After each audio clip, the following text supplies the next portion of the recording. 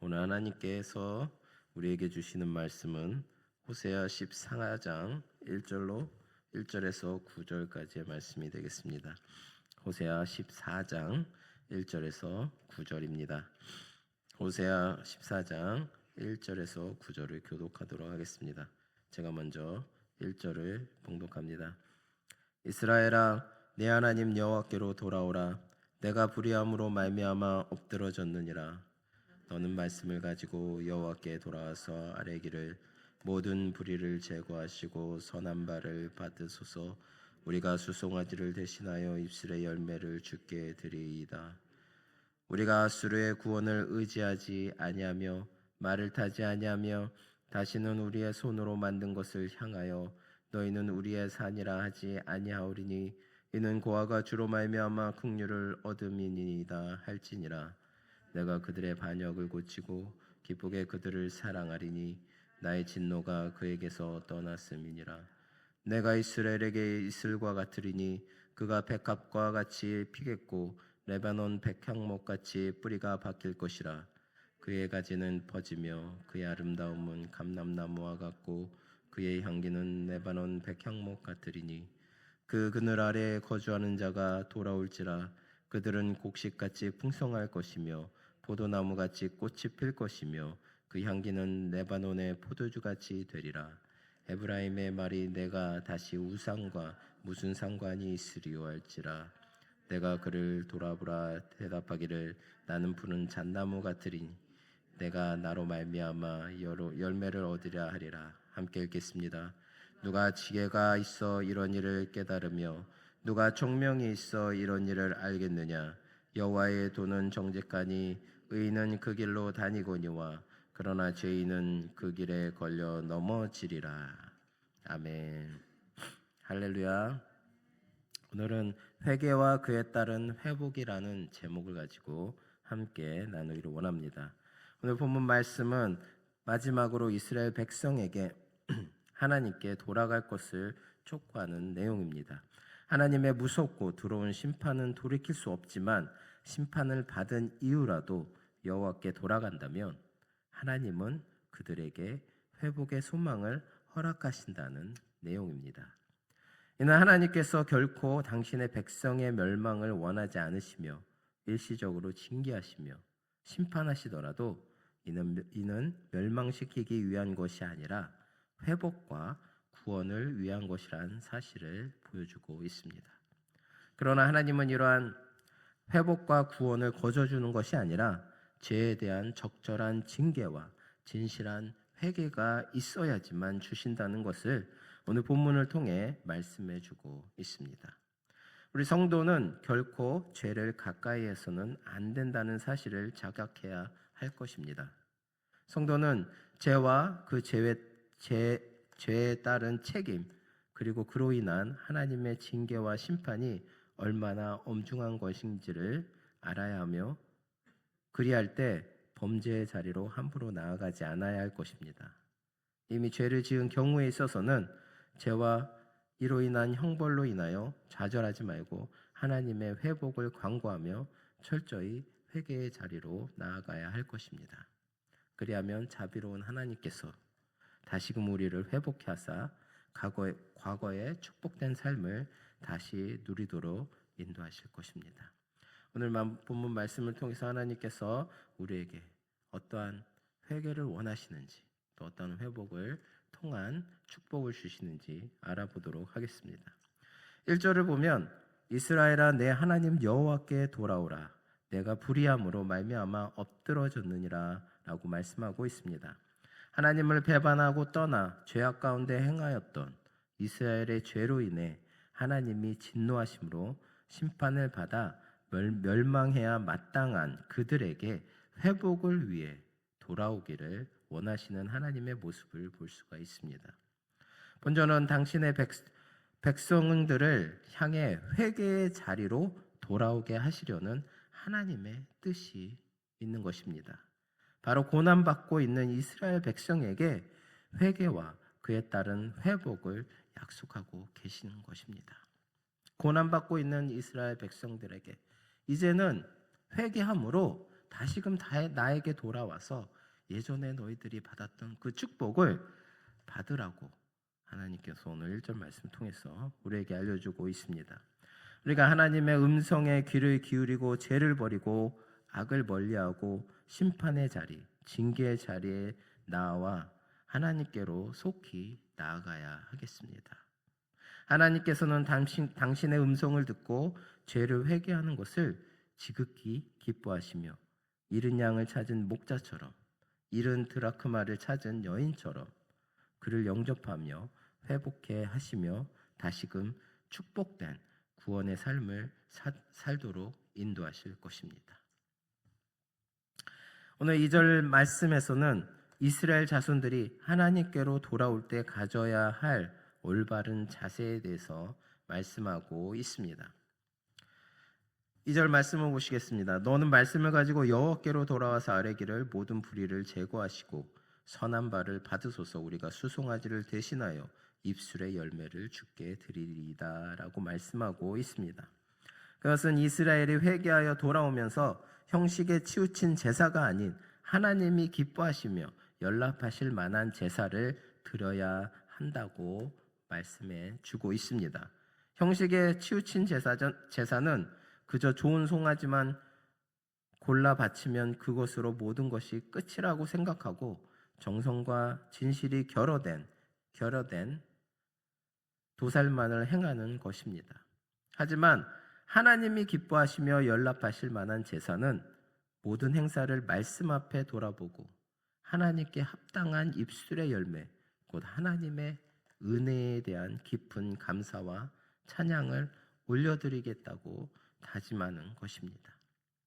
하나님의 은혜로 크나큰 죄에서 속량받은 성도가 하나님께 바쳐야 할 제사가 무엇인지를 깨달아야 합니다.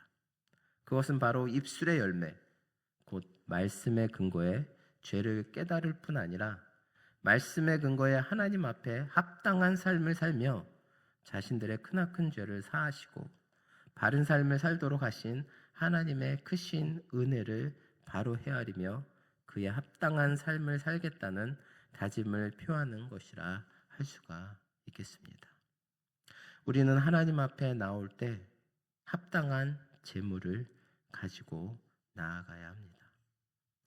하나님께 바쳐야 할 그 제물은 죄악 세상에서 혹시 범하였을지도 모르는 죄에 대한 통회의 마음과 하나님 말씀 앞에 우리 자신의 심령과 삶을 의롭게 세우고자 하는 결단, 그리고 하나님께만 충성을 다하겠다는 헌신의 다짐입니다. 바로 이것을 하나님은 가장 먼저 우리에게 요구하시는 것입니다. 우리가 하나님 앞에 나올 때 하나님께서 원하시는 그런 재물을 가지고 나오시기 바랍니다. 세상에서 원하는 그런 돈과 명예 이런 것들이 아니에요.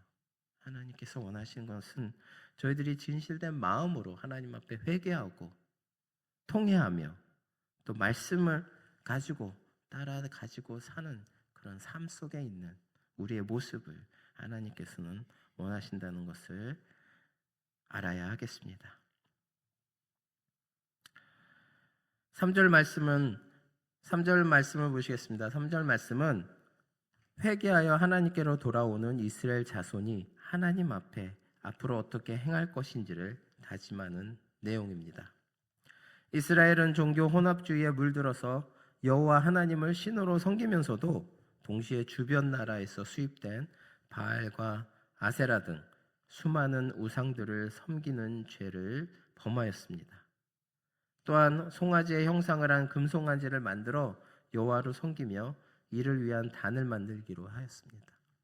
하지만 그들이 회개하며 하나님께로 돌아올 때 그것이 얼마나 큰 죄였는지 절감하며 다시는 이러한 죄를 범하지 않겠다고 말씀을 합니다. 이스라엘 백성이 과거에 이방 국가를 의지하던 태도와 생명 없는 우상을 신처럼 떠받들던 삶을 버리고 이제는 회개하며 하나님께로 돌아오는 진정한 이유는 그들이 자신을 보호해주고 돌봐줄 것이라고 믿었던 그런 우상으로부터 어떠한 도움도 얻지 못하고 마치 부모 없는 어린 고아와 같은 처지로 전락하고 말았기 때문입니다. 그리고 그런 고아와 같은 처지에 놓인 그들을 찾아주시고 보호하신 하나님의 긍휼을 체험하였기 때문입니다. 이스라엘 백성들은 이를 통해 여호와만이 고아와 같이 버려진 그들의 진정한 아버지이시며 그분을 통해서만 참된 만족과 평안을 얻을 수 있다는 사실을 깨닫고 그로 인해 하나님만을 섬기기로 작정한 것입니다. 진정한 회개라는 것은 올바른 깨달음에서부터 시작됩니다. 그들이 하나님의 말씀에 근거해 그들 자신의 과거를 살피고 무엇이 잘못되었는지 그리고 얼마나 허망하고 무의미한 삶을 살게 되었는지 올바로 깨닫게 될 때 참된 회개를 할 수 있었던 것입니다. 말씀 안에서 참으로 바른 지식을 갖게 되고 진리 안에 서게 될 때 참된 회개가 가능하며 참된 생명의 삶을 살게 되는 것입니다. 사랑하는 성도 여러분, 우리는 그리스도의 진리 가운데 바르게 서고자 힘쓰며 바른 이해를 가지고 우리의 삶을 돌아봐야 합니다. 또한 항상 말씀을 가까이 하고 그리스도의 거룩한 말씀, 성령의 조명과 인도를 구하며 살아야 하겠습니다. 그리고 그러한 삶을 사는 자만이 죄악되고 어두운 삶의 면모들을 직시할 수 있고 죄악을 희게하고 멀리하며 오직 살아계신 하나님만을 진실로 섬길 수 있다는 것을 믿으시기 바랍니다. 오늘 4절 말씀부터 8절 말씀까지는 하나님께서 이스라엘 백성을 징벌하신 이후에 어떠한 회복의 역사를 베푸실지를 약속하는 내용입니다. 이 가운데 4절 본문은 징계를 당한 이후 범죄한 자들이 회개하고 돌아올 때 그들에 대해 내리셨던 진노를 거두시고 그들의 고질적인 영적 질병이었던 하나님에 대한 반역을 치유하실 것임을 말씀하고 있습니다. 이렇게 말씀하고 있습니다. 내가 그들의 반역을 고치고 기쁘게 그들을 사랑하리니 나의 진노가 그에게서 떠났음이니라. 이스라엘 백성들이 우상 섬김으로 인해서 하나님 앞에 받았던 그 진노를 이제는 하나님께서 그들을 고치고 회복함으로 용서하여 주시겠다고 말씀하십니다. 하나님께서는 죄를 범하며 회개치 않을 때 범죄에 찌들어 살 경우 자기 백성이라 해도 혹독한 징계를 가하십니다. 사람 속에 깊숙이 자리한 죄된 성품과 불의함을 뿌리 뽑고 도려내고자 고난과 징계를 가하시는 것입니다. 하나님께서는 우리들이 당신의 진노 아래 살며 징계를 받을 때 얼마나 그것을 버거워하며 고통스러워할지를 잘 아십니다. 그럼에도 징계를 가하시는 것은 바로 우리를 치료하시기 위해서입니다. 우리는 이러한 하나님의 본심을 잘 헤아려서 하나님께서 주시는 징계가 실로 고통스러우며 감당하기 어려운 것이라 해도 이를 우리의 죄를 정확히 돌아보고 죄에서 돌이키며 회개하며 거룩을 향하여 나아가는 계기로 삼아야 하겠습니다. 하나님은 그 과정 중에 우리를 치료하시되 완전히 치료하시며 징계가 맞춰진 후 우리를 정금처럼 순전하게 빚으시며 더욱더 영적으로 건강한 삶을 살 수 있도록 영광스럽게 회복시켜 주실 것입니다.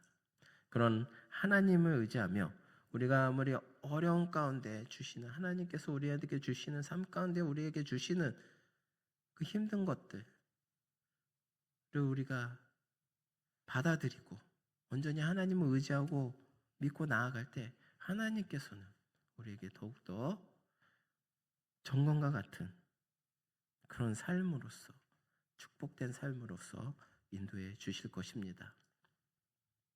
그런 삶을 살 수 있도록 하나님께서는 우리에게 인도해 주시는 것입니다. 마지막으로 5절에서 7절 말씀을 보시면 회개하고 돌아온 자들에게서 하나님의 무서운 진노가 다 떠나간 후에는 하나님의 은혜가 그들에게 이슬같이 내릴 것이 예언되어 있습니다. 그리고 그 은혜로 말미암아 참으로 축복된 결과들이 펼쳐질 것을 다양한 표현으로 묘사하고 있습니다. 말씀을 보시면 이슬과 같으며 백것과 같이 피며 그 뿌리가 백향목같이 박히며 가지가 퍼지며 그 아름다움이 감람나무와 같을 것이며 곡식같이 풍성할 것이며 포도나무같이 꽃이 필 것이며 그 명성이 레바논의 포도주같이 될 것이라 라고 말씀하고 있습니다.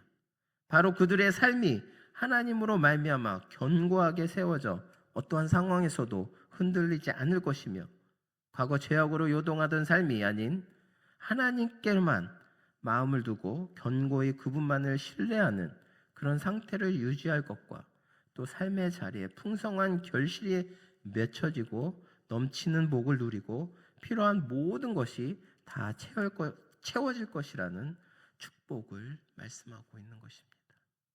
또 회복된 이스라엘의 삶이 단순히 그들 자신들을 만족시키는 데서 그치지 않고 차고 넘쳐서 이방 모든 나라에게 인상적으로 비춰지며 기억될 것임을 말씀하고 있는 것입니다.